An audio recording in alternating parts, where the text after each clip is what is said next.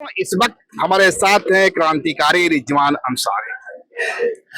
रिजवान जी कभी जयराम के खासम खास होते थे, झारखंड के युवाओं का एक सपना होते थे, बगावत की प्रतीक होते थे और हमेशा अपने बयानों से, अपने संवादों से सोशल मीडिया की सुर्खियां हुआ करते थे।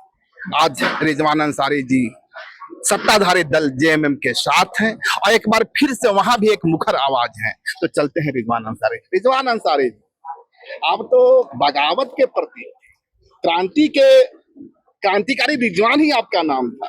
एक क्रांति का मंद धार जो है मंद क्यों हो गया? किसने कहा मंद हो गया? मैं आज भी वही हूँ जो कल था। अपने सत्ता की देखो, मैंने मेरी पहले पूरी जवाब सुन लो। आपने सवाल किया कि क्रांतिकारी रिजवान मंद हो गए हैं या चुप हो गए हैं, तो मैंने आपका जवाब मैं देना सही समझता हूं पत्रकार महोदय।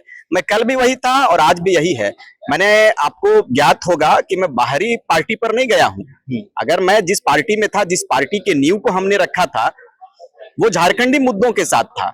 आज मैं जिस पार्टी के साथ में हूं, इनका बड़ा इतिहास रहा है। आदरणीय दिशोम गुरु एक बड़े व्यक्तित्व का नाम है, एक बड़ा परिचय है। आदरणीय दिशोम गुरु शिबू सोरेन जी, जिनके अर्थक प्रयास से, जिनके कई एक संघर्ष के गाथा हैं, जिनको आप पढ़ेंगे तो शायद महीनों लग जाएंगे, उनके गाथा को पढ़ नहीं पाएंगे। तो मैं उनके पार्टी में हूं और उनके पार्टी का एक सिपाही हूं और इस पार्टी ने कई एक आंदोलन को इन्होंने अंजाम दिया है। तो कहीं ना कहीं आप समझ सकते हैं कि जिस पार्टी में मैं था और अभी जिस पार्टी में हूं, इसमें आसमान जमीन की फर्क है। ठीक है, मैं पार्टी से हटा हूं विचारों के साथ। जब विचार आदान प्रदान नहीं होते हैं, जब विचारों का एक आप कह सकते हैं कि पथ अलग हो जाता है, तो मुझे लगता है कि एक बेहतर पथ की तैयारी में करनी चाहिए। राज्य के हित में, अपने जनमानस के हित में, जनता के हित में और जनमानस के मुद्दों के साथ में जिस पथ का आप सृजन करते हैं, अगर बेहतर पथ हो तो उस पथ को चुनना चाहिए। मैंने झारखंड मुक्ति मोर्चा के पथ को चुना है और आगे भी इस पथ पर चलता रहेंगे। मेरा सवाल इसलिए था कि आप जब तक जेएमएम के टाइगर जयराम महतो के साथ थे, जेल कैंप के साथ थे, आप हमेशा से जेएमएम पर निशाना साधते रहते थे, हेमंत सोरेन पर भी निशाना साधते थे। देखो, मैंने कहा है कि मुद्दे हमारे थे, उन मुद्दों को सुना गया है। आदरणीय हेमंत सोरेन जी के समकक्ष जब मेरी हाजिरी हुई, मैंने मुद्दों के साथ अपना विचार किया था। मैं मुद्दों के साथ इनके समक्ष बैठा और आदरणीय मुख्यमंत्री महोदय ने हमारे मुद्दों को बिल्कुल अपना मुद्दा समझा और हमारे मुद्दों को हल करने का प्रयास कर रहे हैं। मैंने कहा था खतियान आधारित हमारा स्थानीय नीति मिलना चाहिए। ये बिल्कुल सजग, ये बिल्कुल तैयार है और हम लोगों ने, हमारे पार्टी ने, झारखंड मुक्ति मोर्चा ने मेरे आने से पहले भी प्रयास किया था। तो आप मुद्दों को देखो, हमारे मुद्दे के साथ झारखंड मुक्ति मोर्चा बना हुआ है और आगे भी इस राज्य की माटी के हित के लिए, इस राज्य के जनमानस के लिए, इस राज्य की जनताओं के लिए आदरणीय हेमंत सोरेन जी बिल्कुल तैयार है और हेमंत सोरेन जी की अगुवाई में चौमुखी विकास को हम लोग अंजाम देंगे और झारखंड में विकास की नदियां नहीं, विकास की गंगा बहेगी। आपके जवाब से दो सवाल उभरते हैं।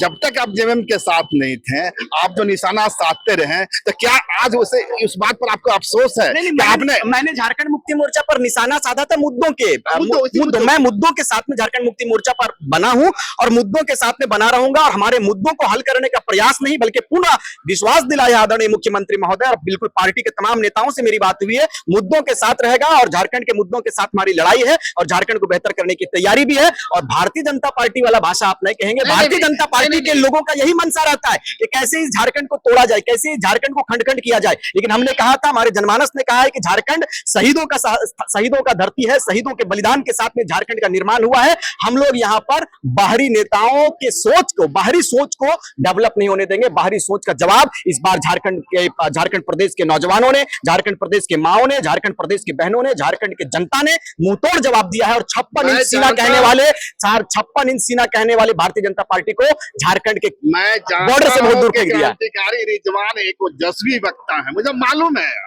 आप अपने वक्तव्य से मेरे सवाल को टाल रहे हैं।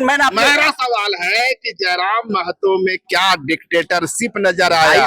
क्या जयराम महतो उन मुद्दों के साथ नहीं चल सके जिन मुद्दों के सहारे आपने सियासत शुरू की थी? देखो सुनिए मेरी बात, जयराम महतो पर मैं नहीं जाना चाहता। जयराम महतो को बनाने में रिजवान क्रांतिकारी का क्या योगदान है, कभी जयराम महतो से पूछ लीजिएगा कि जयराम महतो आज सदन में यदि हुंकार रहा है या मुद्दों के साथ में सदन में पुकार रहा है, तो उस पुकार में रिजवान क्रांतिकारी का क्या योगदान है? लाठी हमने खाया है, हम जेल गए थे, जयराम महतो जेल नहीं गया था। जयराम महतो को जयराम महतो बनाने में पूरे प्रदेश के लोगों से पूछिए कि रिजवान क्रांतिकारी का क्या योगदान है। धन्यवाद। अगर खबर पसंद आए तो आप QR स्कैन कर दें हमारा साथ।